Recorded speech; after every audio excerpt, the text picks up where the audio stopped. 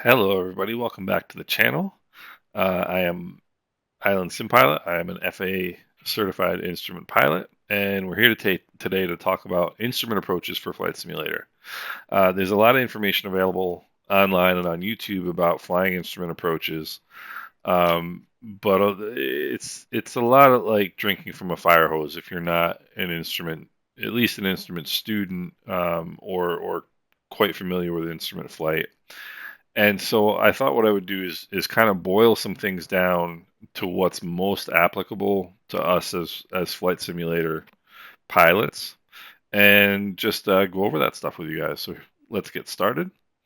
Um, this is what we're going to go over today, and I'm going to timestamp the video so that you guys can look at the bottom and go back to things if you want to see them again, or skip stuff that you already know.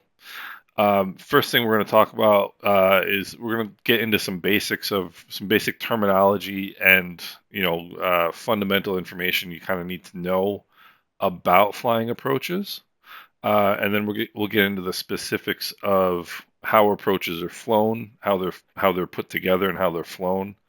Then we'll go into how approaches are named and what relevance that has for what approach you might want to select and what approach you might not want to select. And then I'll talk about how I select an approach when I'm flying in the simulator, and then we'll take a look at some approaches and we'll look at some specific examples of the things that we talk about. So the first thing we'll talk about is IFR versus IMC.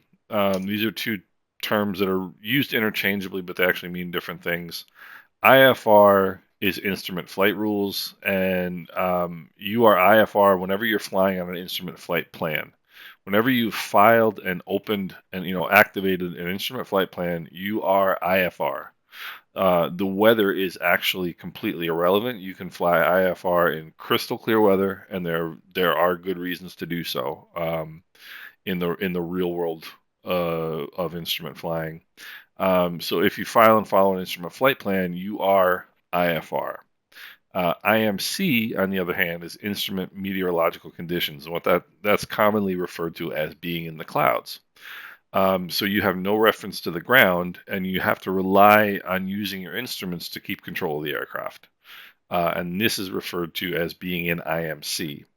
Again, you'll hear these two terms used interchangeably, and for the most part, it makes sense to use them interchangeably. But it's also good to know what the difference between the two is.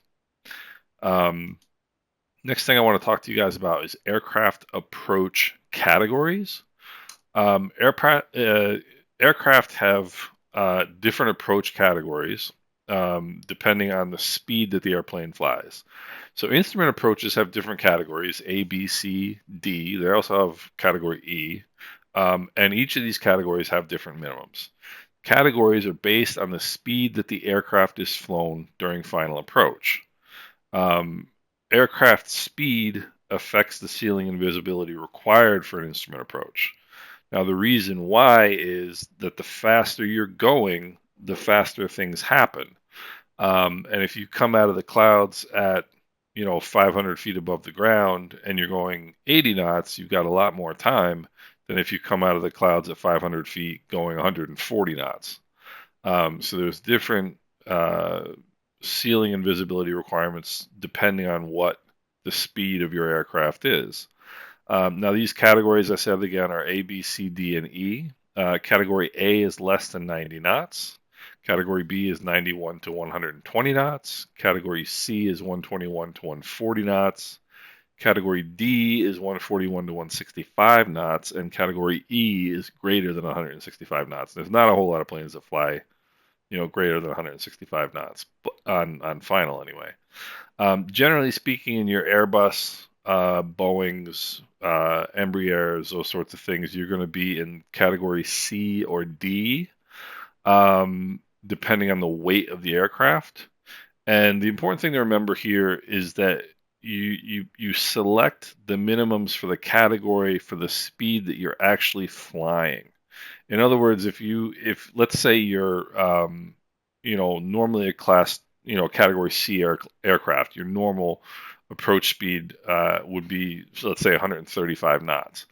But if you're particularly heavy, and you're flying at 145 knots down final that day, that's your calculated final approach speed, you're going to be using category D minimums. So you use whichever category minimums of the airspeed you're actually going to be flying.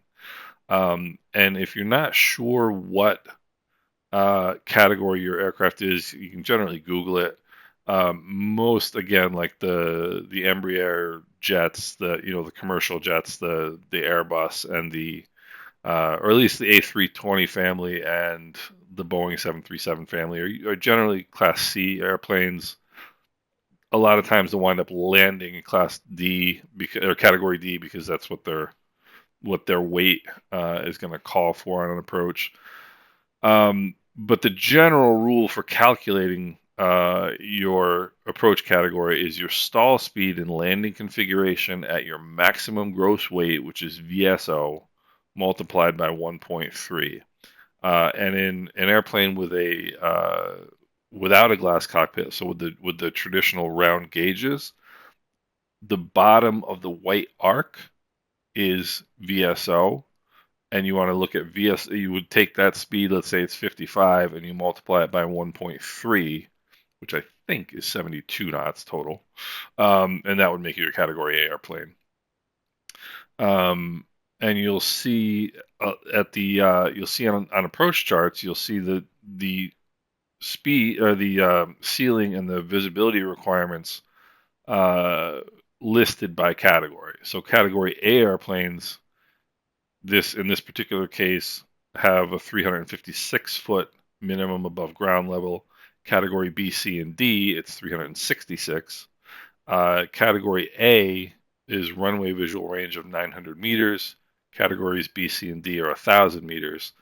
And again, because you're going slower in the Category A airplane, you don't need as much of a ceiling and as much visibility to land. So this is where you're going to see those differences listed.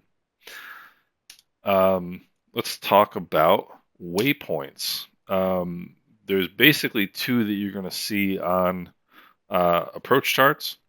A waypoint is a specified geographical location used to define an RNAV location, right? A point used for RNAV or GPS. The waypoint without the circle around it is called a flyby waypoint. The waypoint with a circle around it is called a flyover waypoint. Now the difference is a flyby waypoint, you approach the waypoint, and the system in your airplane, the GPS system or the RNAV system in your airplane, calculates what kind of a curve you need to make to go from the inbound heading to the outbound heading without having to fly over that waypoint. So you just kind of curve to the inside of it. Whereas a flyover waypoint, you actually have to literally fly over top of the waypoint before making your turn. And you'll see later why these two things are important to know. All right, let's talk about approach types. So there's three types of approaches. There are precision approaches, there are approaches with vertical guidance, and there are non-precision approaches. When we talk about precision approaches, we're generally talking ILS approaches.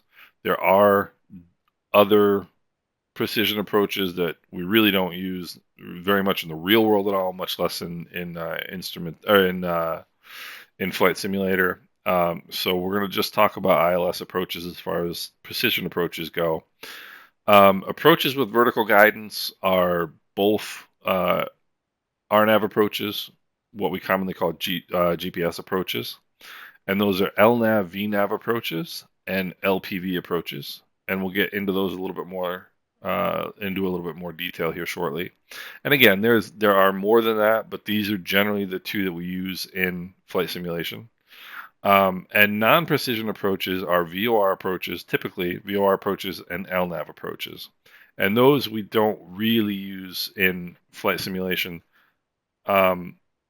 If people are interested in more detail in the different types of approaches, I'd be happy to do videos on more specifically on different types of approaches. But for our purposes today, When we talk about precision approaches and approaches with vertical guidance, those are the ones that we're going to talk about in this video, because those are the ones we generally use in flight simulation, and that's what we typically call, the ILS approach and RNAV approaches. Those are the two that we really fly in Flight Simulator. So those are the two we're going to focus on. Now, the ILS approach is the instrument landing system. An ILS has two components. One is a localizer transmitter, which gives you left-right guidance from the center line of the runway. And the other one is the glide slope, which gives you vertical guidance, up-down guidance on your approach. Now, the important thing to remember is that glide slope and localizer signals become more sensitive the closer you get to the runway. No, I did not do these beautiful drawings, but I appreciate whoever did. So as you're getting closer to the runway, we're looking here on a top-down view, the localizer needle gets more sensitive.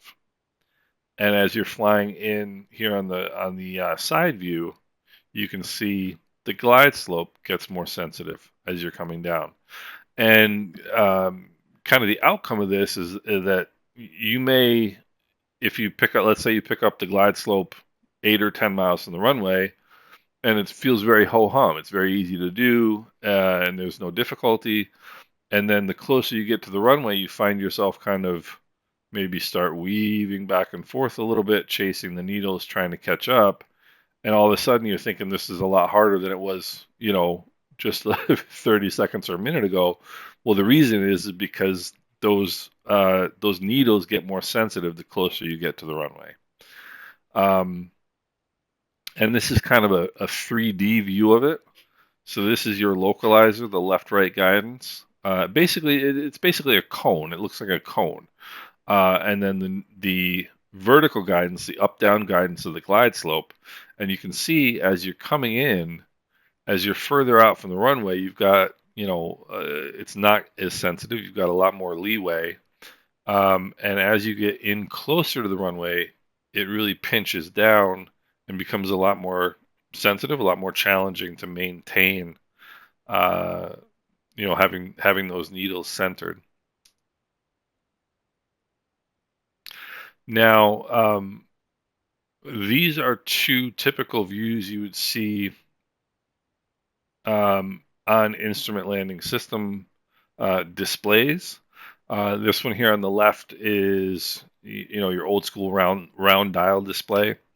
And what these needles are showing you is where the localizer and glide slope are with respect to your airplane. This dot right here is your airplane. So if the localizer needle is to the left of this dot, then you need to turn left to intercept the localizer. So in this case, the localizer, actually better right here. In that case, the localizer is your airplane's over here, and the localizer is to your left. You can see that. Now here, this is the vertical guidance, the glide slope, and what that's showing you is that the glide slope is above your airplane, okay? And if we go here, again, that would mean your airplane would be somewhere down here, and the glide slope you want is above you. So that's showing you kind of what the deviations are. This is the more typical type of PFD ILS layout you're going to see, where you're going to have the localizer, you're going to have the localizer down here, this diamond, and the glide slope is here. And in this case, if this diamond is above this right here, what that's showing you is that you're below the glide slope. The glide slope that you want is above you, and vice versa. And here, if this diamond is off to your left, what that means is that you're right of the localizer course that you want to be on. So you need to follow those diamonds. You need to follow those needles to get back to the localizer and the glide slope that you're looking for. Now, when you're flying an ILS approach and you're coming down final approach, you don't want to be making big heading and vertical speed changes to try to capture those indications, because what you're going to wind up doing, they're so sensitive, you're going to be um, you'll be below it, and if you correct up too much, you're going to then be above it, and you're going to have to chase it down. Same with left right. If you're to the right of the localizer and you overcorrect to the left, you're going to wind up going right through it, and you'll be to the left of the localizer. Now you've got to correct back to the right. So with an ILS, you want to be making like 2 to 3 degree heading changes at a time. You don't want to be making big heading changes to try to capture your localizer. Um, and Okay, so we'll talk now about RNAV approaches. There's basically two types that we're going to talk about: localizer performance with vertical guidance, which flies exactly like an ILS approach, and LNAV VNAV, which provides vertical and lateral guidance, just like we're talking about with the ILS, but it's less sensitive than an LPV. So an LPV approach, just like the ILS approach, functions like a cone. It funnels down closer and closer together as you get down towards the runway, gets more sensitive. And LNAV VNAV does not do that. So it's giving you the same indications. It's just not as sensitive, and it's not as reliable, I guess you could say. So if you have a choice between an LNAV VNAV and an LPV approach, and you can fly either one of them, which is going to depend on your equipment, um, you want the LPV approach. The LPV approach flies just like an ILS approach. And if you see this here, generally the decision altitudes that you're going to get on RNAV approaches for an LNAV VNAV approach is going to be higher. It's going to be 350 to 400 feet above the ground than an LPV approach. That LPV approach is generally going to give you minimums that are very similar to an ILS approach, like 200 to 300 feet above the ground. So an LPV approach flies a lot like an ILS approach, flies exactly like an ILS approach, and is a great option for you. Couple other things about RNAV approaches. This has come up in discussion on YouTube relating to instrument approaches for flight simulation. And RNP stands for Remote Navigation Performance. Now, it's similar to RNAV. The difference being that it's not remote navigation performance, it's required navigation performance. It is similar to RNAV. The difference is that RNP requires onboard performance monitoring and alerting. It requires special equipment that can notify the crew if they are deviating too far from the path of the approach. And we'll see why shortly. So RNP approaches require not only special equipment, they require special crew training and certification. And this is all similar to Cat 2, Cat 3 ILS operations. One thing to be aware of: RNP approaches cannot be flown by general aviation aircraft. Like the 172, the Warrior, the Arrow, the Bonanza, the Baron, the TBM. These types of aircraft cannot fly RNP approaches. In the real world, these approaches don't even show up in the databases in general aviation aircraft. I'm not sure about specifically the G1000 in Microsoft Flight Simulator or the GTN 650. There are two GTN 650s for Microsoft Flight Simulator. One of them is the one based on the actual unit, which I'm fairly certain wouldn't have RNP approaches. The other one, I can't remember the name of the developer, but there's every possibility that RNP approaches are available in that 650, and they shouldn't be. The reason they can't be flown by general aviation aircraft is because they require the additional crew training and certification. And the certification is done by the country aviation authorities. So in the United States or in Europe at the European level. And it's just not applicable to general aviation planes. This is stuff for um, airlines, companies like, major, charter operators like NetJets, etc. And RNP follows ground tracks, and it allows for precise flight paths, specifically through mountainous regions. That's where you're really going to see RNP approaches, and we'll see that coming up here shortly. Oops, I think I just skipped something. Now let's talk about approach segments and fixes. Just kind of getting into the meat and potatoes of approaches themselves. So you've got three segments to an approach. You've got the initial approach segment, the intermediate approach segment, and the final approach segment. The initial approach segment, the purpose is to generally get your aircraft aligned with the final approach course. And the initial approach segment begins at the initial approach fix. And we'll get into this a little bit more later. The intermediate segment, the purpose is to position your aircraft for the final descent to the airport. And this begins at an intermediate fix, which is generally aligned within 30 degrees of the final approach course. And then you have the final approach segment, which allows you to navigate to a point at which you can land if the required visual references are available. And we'll talk about these more once we look at an actual approach. Now let's talk about landing minimums. There's two types of landing minimums. There are straight-in minimums and circling minimums. Straight-in minimums are the type you see with the ILS approach, with the LNAV VNAV approach, and with the LPV approach, the three that we're really going to focus on.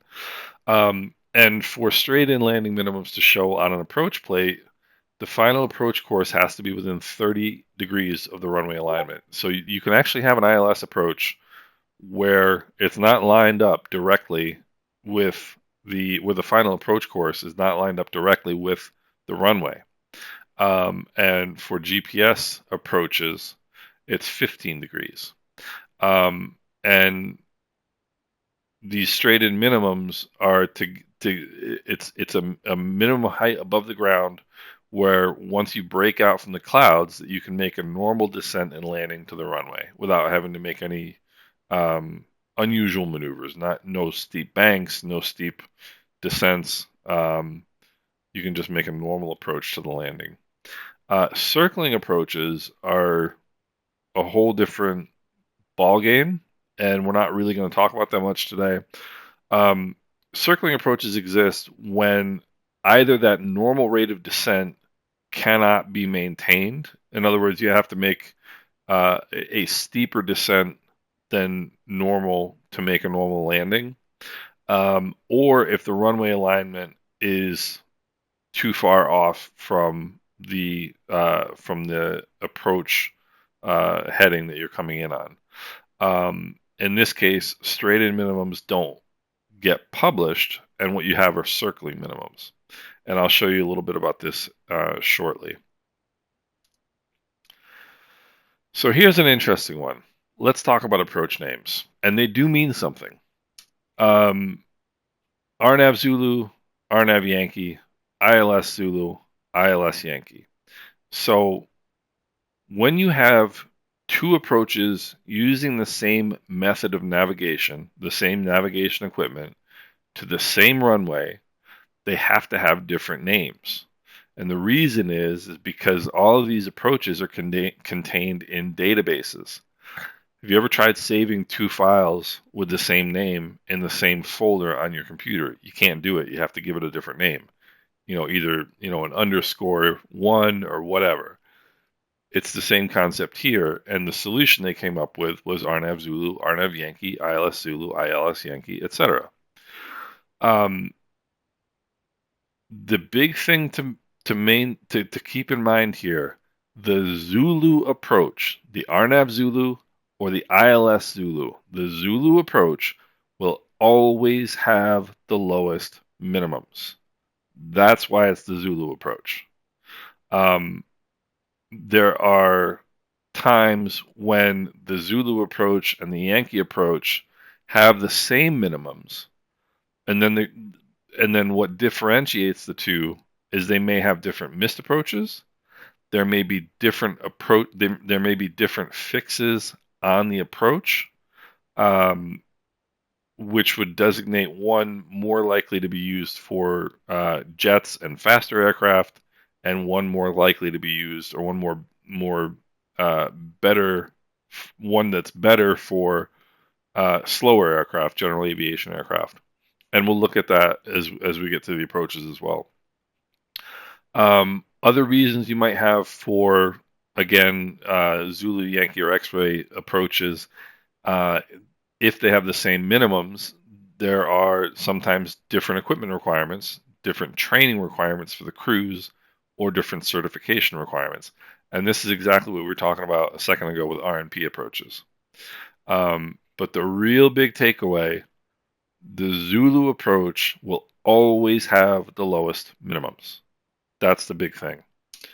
Now, from the other end of the spectrum, the Alpha Bravo approaches, the VOR Alpha, VOR Bravo.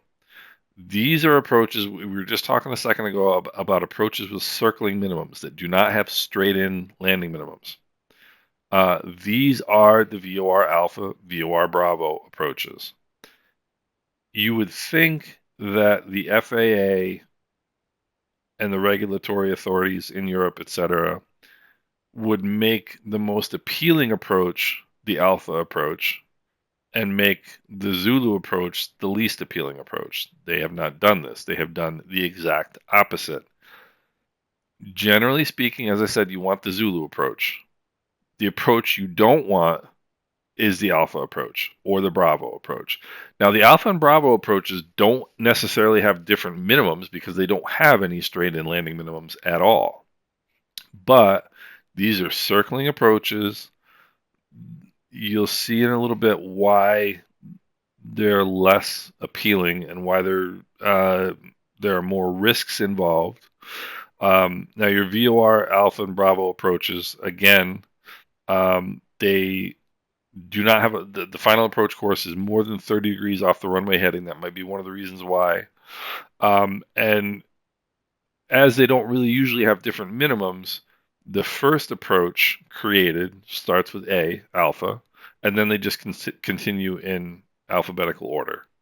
So whereas with the RNAV Zulu and the RNAV Yankee, that does give you an indication of the minimums, the VOR Alpha, VOR Bravo does not.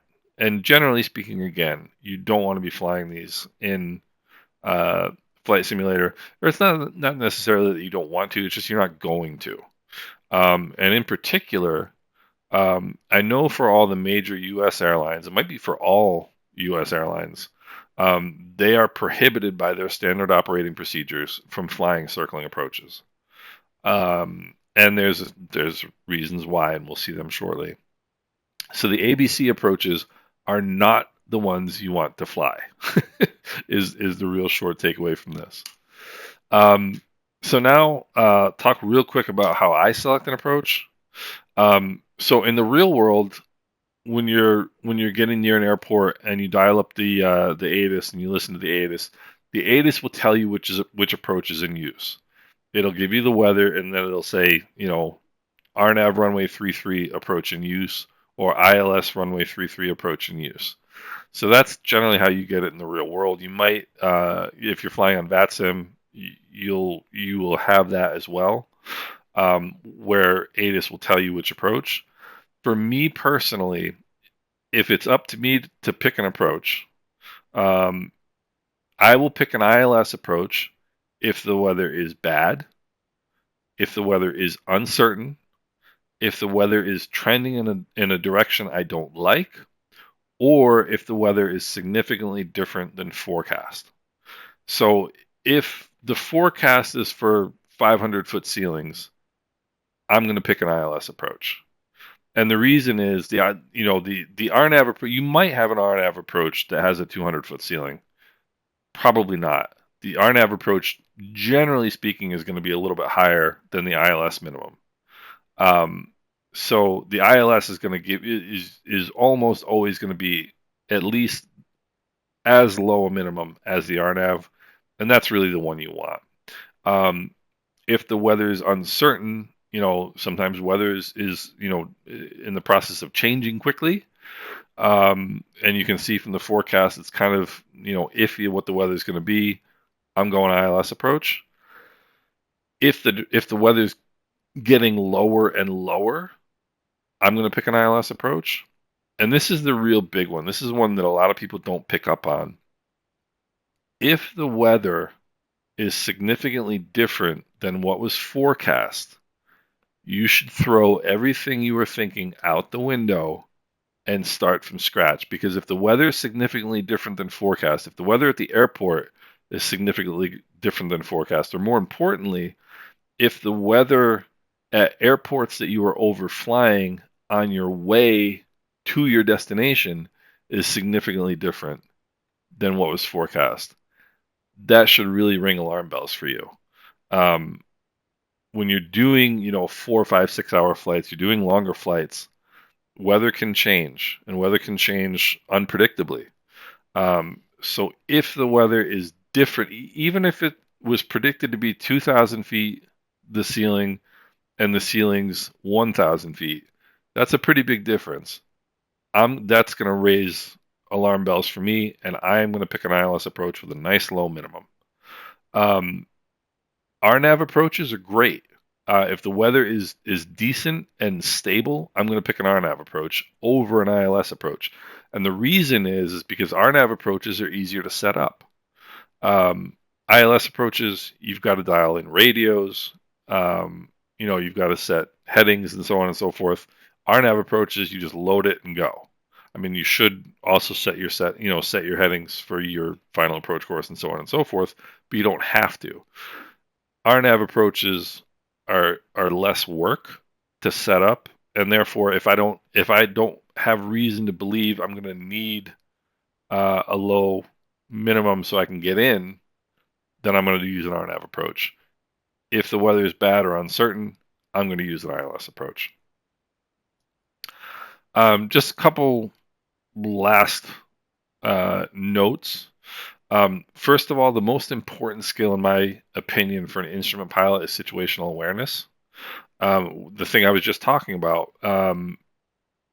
Get the weather for airports 100 miles short of your destination, or 200 or 300 miles short of your destination, and then check it when you go by. If you're seeing big differences in what was forecast, then you can start thinking to yourself, okay, maybe I'm going to have big differences in the weather at my destination. It's about understanding what's going on around you, and just kind of being aware, and it involves listening to other traffic, listening to instructions that ATC, if you're flying on VATSIM, is giving to other aircraft. That can give you a lot of good information. Another little note that might be relevant for you guys: GPS can be used on an ILS approach until you cross the final approach fix. So you can stay on magenta needles, magenta line, until you get to the final approach fix, and then you have to switch to your ILS frequency. But you can use GPS until crossing the final approach fix on approaches.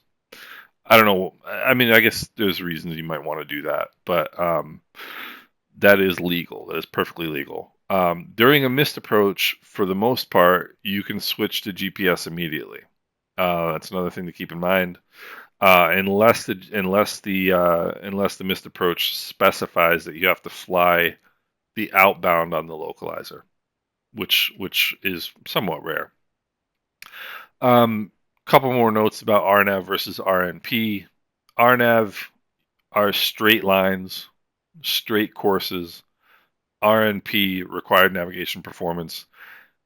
it's interesting how they do it. They look like kind of squiggly lines, but they're actually constant distances to a fix around a waypoint. So they're actually, in some ways, multiple partial arcs, right?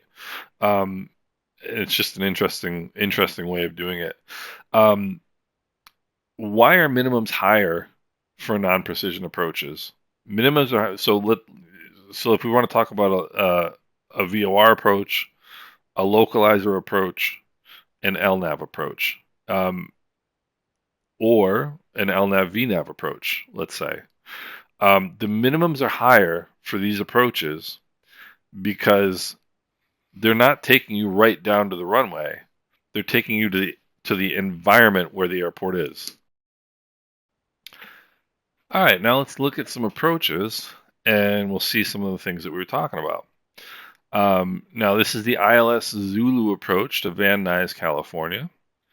And as you can see down here, the minimums are 1,095 feet. If you come over here to the ILS Yankee approach to Van Nuys, California, you'll see the waypoints are all the same. I mean, everything looks the same. Possibly a little bit, there's a different missed approach. But the big difference is the ILS Yankee approach has higher minimums, 1,461 feet. So again, the ILS Zulu approach, if you can pick one, and you can, that's the one you want to pick. You want to pick the Zulu approach because you get lower minimums. The one thing you want to look at, and you always want to look at these notes, is that DME is required and radar is required. Okay, so that's another reason we talked about different equipment and other requirements for being the difference between a Zulu approach or a Yankee approach. That's one thing here. But the main difference is the fact that you've got this 1,095 minimum on the Zulu approach, 1,461 minimum on the Yankee approach. And if we go to this RNAV approach here into Miami, Florida, same thing. You can see the different waypoints are the same. The difference is the LPV approach here, the minimums are 391 feet on the Zulu approach. On the Yankee approach, it's 461 feet. Now, there are differences between these two as well. Authorization is required for this one because it's an RNP approach, as we were talking about before. But the Zulu approach has the lower minimums, and that's the one, generally speaking, that you're going to want to pick. Now, if we come out here to Everett, Washington, we see something interesting. Now, here's the ILS Zulu approach. Here's the ILS Yankee approach. Minimums on the Yankee are 770. Minimums on the Zulu are 770. So what's the difference? You can see here the glide slope intercept. The glide slope intercept is always where we call it the Maltese cross. Okay? See this Maltese cross right here? It's at 3,000 feet. That's your glide slope intercept altitude, which is always shown right here.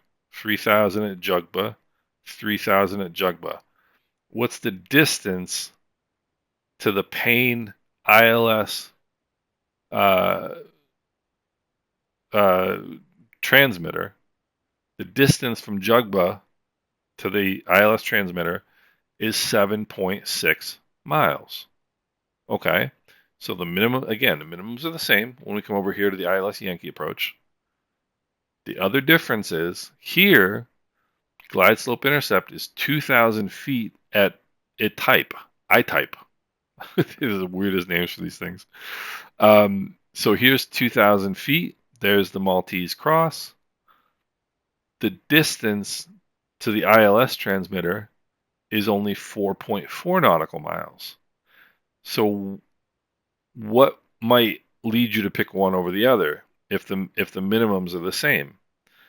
If you're flying a Piper Cherokee and you're going 90 knots on final, you would much rather intercept the glide slope 4.4 nautical miles from the runway than 7.7 nautical miles or 7.6 nautical miles from the runway. So that's going to take you another, you know, 2 minutes? And 2 minutes doesn't sound like a long time, but it is in instrument flying, and you'd rather just be able to pick it up closer in. Whereas for a jet, you don't want to be configuring and intercepting at 2,000 feet, 4.4 miles away, when you can get that intercept at 3,000 feet, 7.6 miles away. It gives you more time to stabilize everything and make your approach and landing. So when you've got similar or the same minimums, look for other things that might indicate which one you might want to pick. And that glide slope intercept distance and altitude is a very often an indication of what you might want to pick.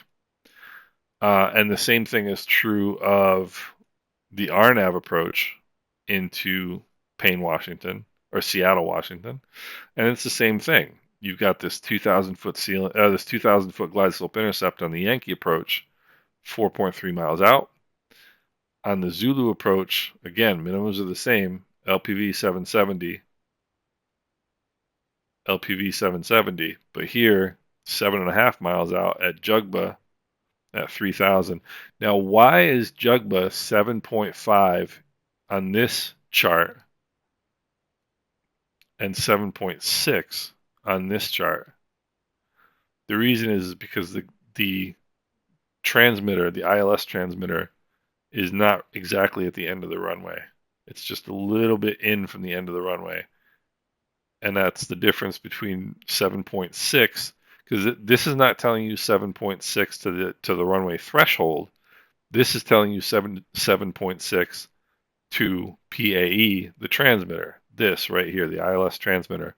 Whereas on the RNAV GPS approach, it's giving you the distance to the runway threshold. So it's 7.5 nautical miles. Lots of interesting little things I can talk about all day. Let's talk real quick about an RNP approach, have a quick look at an RNP approach and why RNP approaches exist. How about this one right here? This is Bogota, Colombia.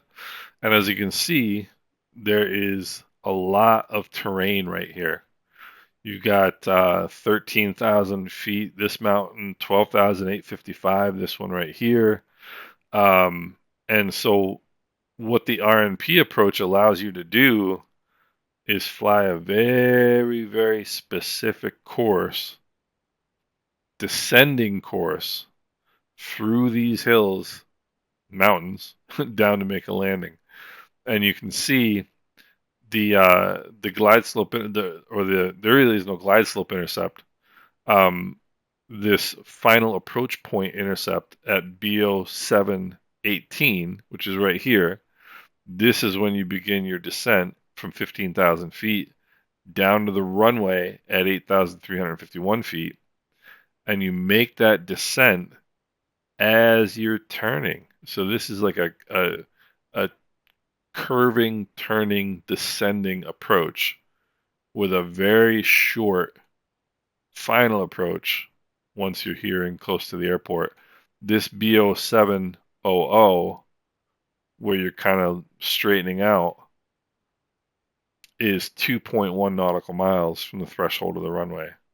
And if you're in a jet going, 145 knots at that time, that's not a real, not a real long amount of time. So that's what an RNP approach looks like, and that's why they use them. This is another RNP. This is the RNP Zulu. This is the RNP Whiskey. And again, you can see here in the RNP approaches, let me bring this one up again. You can see on the Zulu, these both get you to the same runway 32 left. The RNP Zulu, the minimums are 8,700. The RNP Whiskey, minimums are 8,720. Not a huge difference, but it is a difference. So again, the Zulu approach is always going to be the lowest approach. And looking here at the whiskey approach, just a different way of getting the same thing accomplished. In this case, you're coming from the north and making this curving, descending approach down into the runway.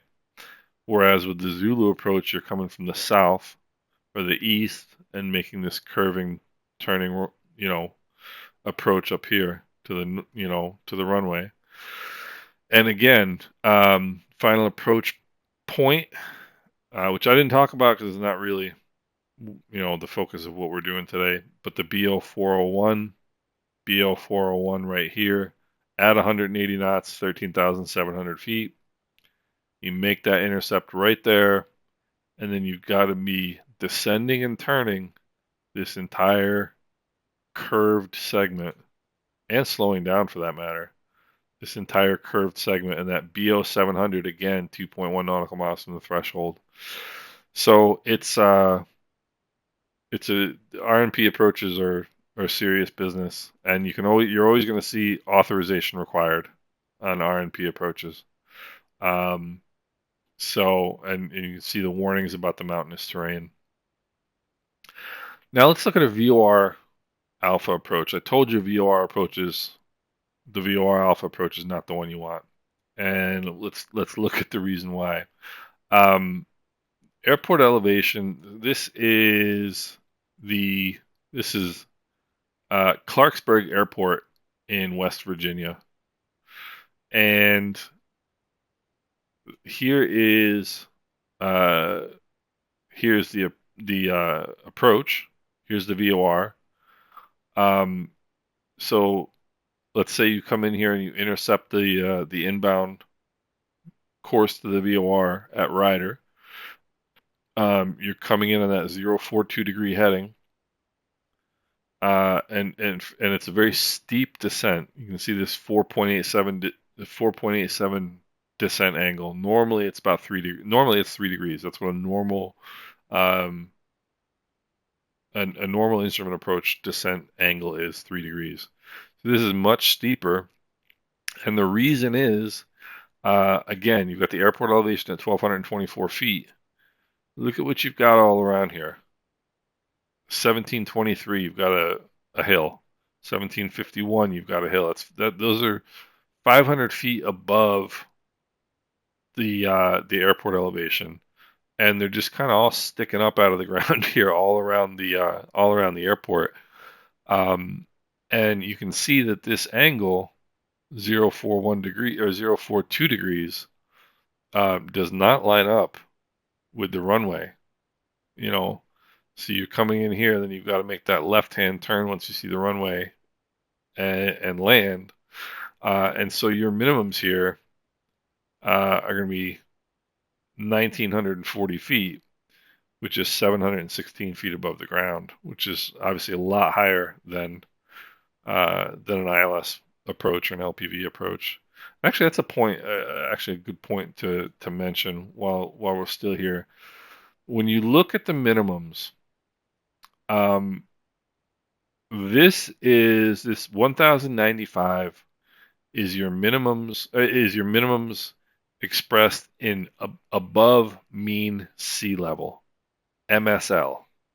This, in the parentheses, is your minimum above ground level. Okay, so you're gonna see 1,000. Well, I mean, you're gonna round it up. You're not going to be using 1,095, but you're going to be looking for that 1,100 feet for your minimum on this approach.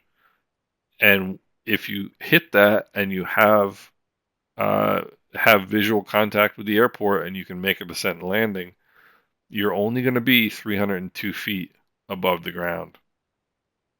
So that's a point worth making.